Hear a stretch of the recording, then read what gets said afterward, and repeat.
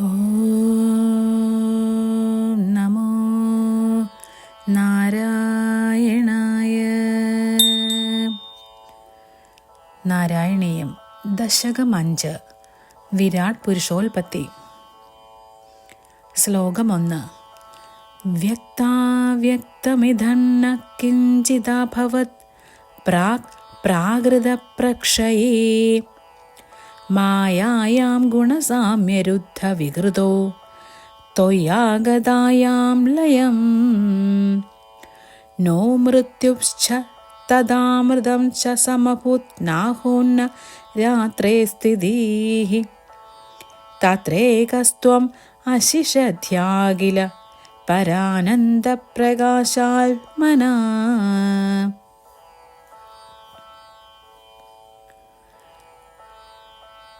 പണ്ട് സർവസ്വവും പ്രളയത്തിൽ ആണ്ടുവിടുന്ന കാലത്ത് ത്രിഗുണങ്ങളുടെ, അതായത് സത്വം, രജസ്, തമസ് ഇവയുടെ സാമ്യാവസ്ഥ കാരണം വികാരം വരാതിരുന്ന അങ്ങയിൽ സർവസ്വവും ലയിച്ചിരുന്നു. അന്ന് ഈ സ്ഥൂലമോ സൂക്ഷ്മമോ ആയ സംസാരമുണ്ടായിരുന്നില്ല, രാവും പകലും ഉണ്ടായിരുന്നില്ല, മരണമോ മോക്ഷമോ ഉണ്ടായിരുന്നില്ല.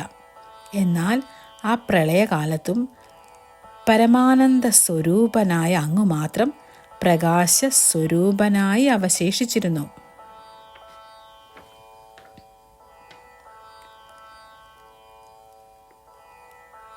ശ്ലോകം 2.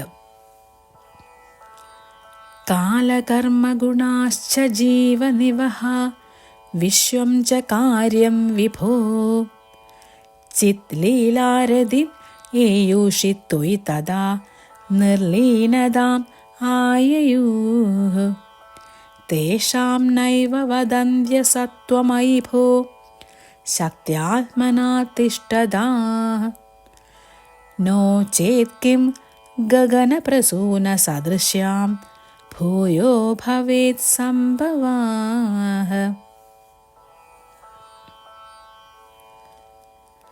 കാലവും കർമ്മവും ഗുണങ്ങളും ജീവികളും പ്രപഞ്ചം മുഴുവൻ തന്നെയും ആ പ്രളയകാലത്ത് യോഗനിദ്രയിലായിരുന്ന അങ്ങയിൽ ലയിച്ചു. ഭഗവാനെ, അവ ശക്തി സ്വരൂപേണ അങ്ങയിൽ തന്നെ സ്ഥിതി ചെയ്യുന്നുവെന്നല്ലാതെ തീരെ നശിച്ചതായി പറയുന്നില്ല. ഇല്ലെങ്കിൽ ആകാശ കുസുമം പോലെ ഒരിക്കലും ഇല്ലാത്തത് വീണ്ടും എങ്ങനെയുണ്ടാകും? ഇല്ലാത്തതുണ്ടാകയില്ലെന്നും ഇല്ലാതെ പോകയില്ലുള്ളതെന്നും എന്നല്ലേ അങ്ങ് ഗീതയിൽ ബോധിപ്പിച്ചിരിക്കുന്നത്? അതുകൊണ്ട് ഇവ നേരത്തെ തന്നെ ഉള്ളതാണെന്നല്ലേ അർത്ഥം? ഓ